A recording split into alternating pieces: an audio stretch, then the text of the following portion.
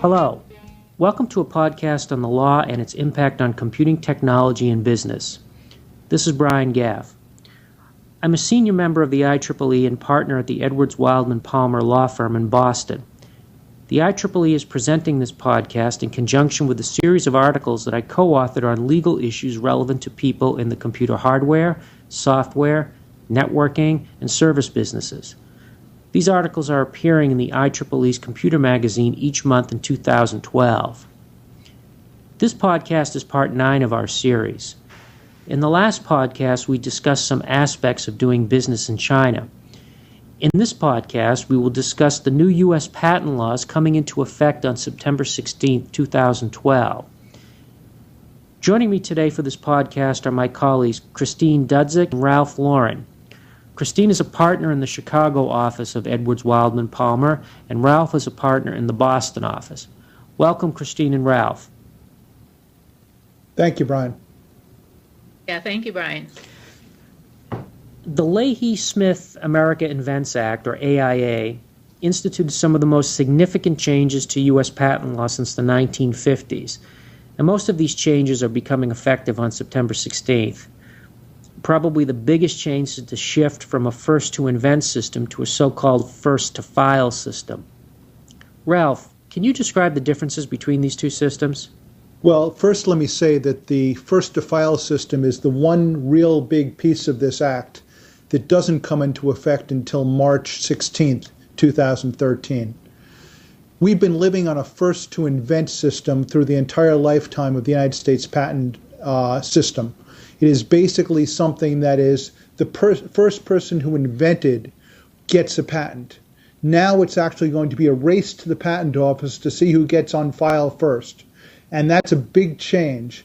It's now not a matter of going back in time to seeing who's got the better records for the past, but rather to see who actually hit the patent office first. How about the one-year grace period that U.S. inventors had, where inventors had 1 year after publicly disclosing their inventions to file their patent applications? Does that continue under the new law? It continues, but it's modified to some extent. Previously, the 1 year grace period applied to anybody's work. Patent litigation has been a traditional way to challenge a patent. For example, someone who is sued for infringing a patent can defend by claiming that the patent is invalid. However, in addition to being expensive, patent litigation can take a long time. The AIA has instituted 2 new procedures to challenge a patent's validity that are administrative, meaning that they are conducted in the patent office instead of in court. The idea is that these procedures, known as post-grant review and inter-parties review, can be completed more quickly and less expensively compared to litigation. Christine, can you briefly describe the post-grant review and inter-parties review procedures? Sure, Brian. First of all, I'd like to point out that it's apparent that these rules covering the new inter-party review procedures are much more akin to adversarial proceedings than the current reexamination system. And by that I mean that there will be new rules on allowing certain aspects of discovery to be taken and a broader breadth of issues that can be raised in these proceedings than were currently available before. So I'm going to start out with which is an entirely new procedure, which is called post-grant review procedure. That allows a third party to challenge a patent on a broader scale of issues than what is currently available under either the inter-parties review or the old system.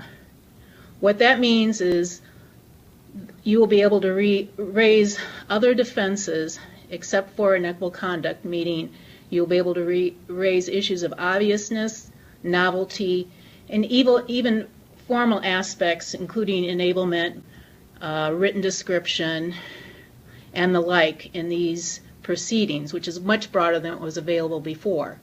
What's interesting about the post-grant petition, it's a very narrow window from which you are able to file for a petition for review. And all petitions must be filed within 9 months after the issuance of the patent. And it will be only available for patents issuing under a first-to-file system, meaning that the earliest priority date that will be part of this new procedure will be dated on March 16th, 2013, or later. With the inter partes review, which is a little bit narrower, it is currently replacing the current inter partes reexamination proceeding. This will be effective starting September 15th, 2012, and it's for any priority date, which means that this will be effective immediately in September. What's interesting about the inter partes review is that it can only be filed 9 months after the patent's grant or after the conclusion of any pending post-grant review proceeding. So you will have to wait at least 9 months after the grant to file this petition.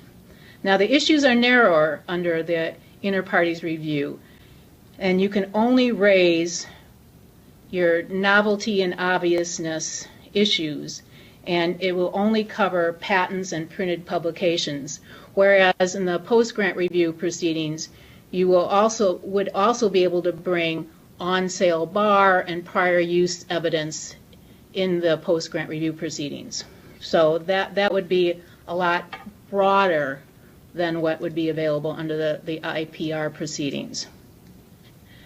Now, what these issues do have in common is that they will be concluded within 12 months of the initial filing of the patent grant. And they'll be tried before a panel of 3 patent law judges instead of patent examiners.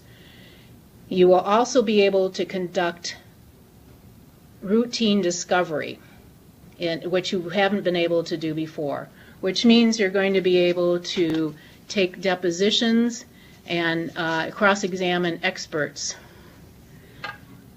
What you also be able to conclude is additional discovery may be available, and that would be under the post-grant review. You will have different burdens to meet whether or not additional discovery is allowed under both proceedings.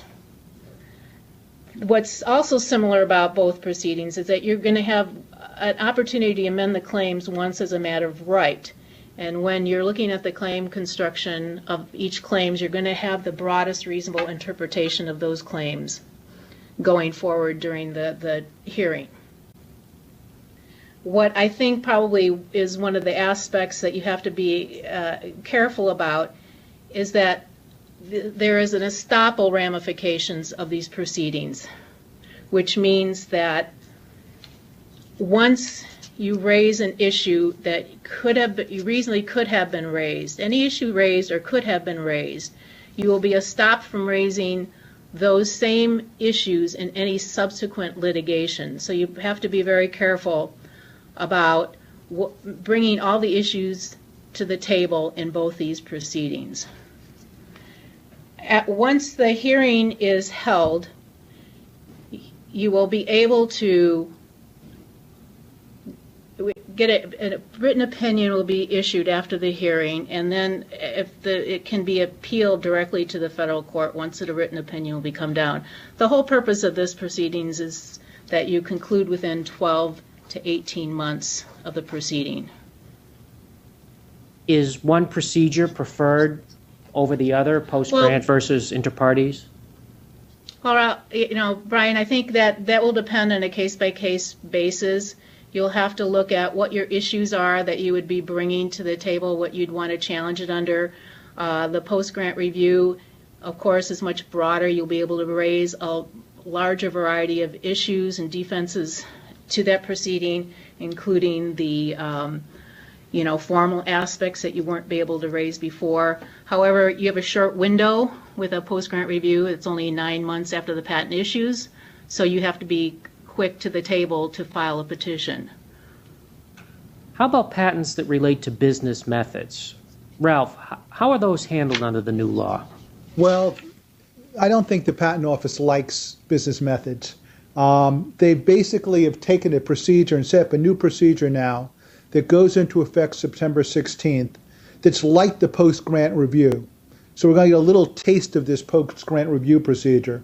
It's only for patents that claim a method or apparatus for performing data processing or other operations used for financial product or service. And in those circumstances, any defense can be raised against them, not just the prior art defenses. Another aspect of the AIA that's interesting is the new prior commercial use defense that a party accused of infringement can use. Ralph, how does that defense work?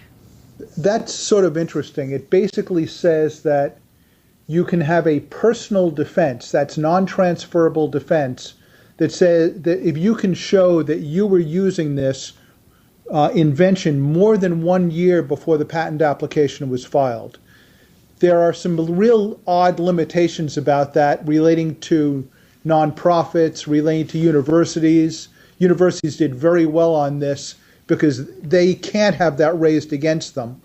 But other than that, it's a very limited defense. You can keep on doing what you were doing, but you can't broaden it out to what you would like to have done before this. Thanks, Ralph and Christine, for your views on this. We hope that you found this podcast helpful in understanding some issues involving the AIA and the new patent laws. Stay tuned for our next installment in Computer Magazine. Until next time, this is Brian Gaff. This is Ralph Lauren. This is Christine Dudzik. Feel free to contact us via email at bgaff@edwardswildman.com. rlauren@edwardswildman.com. It's cdudzik@edwardswildman.com. Thank you.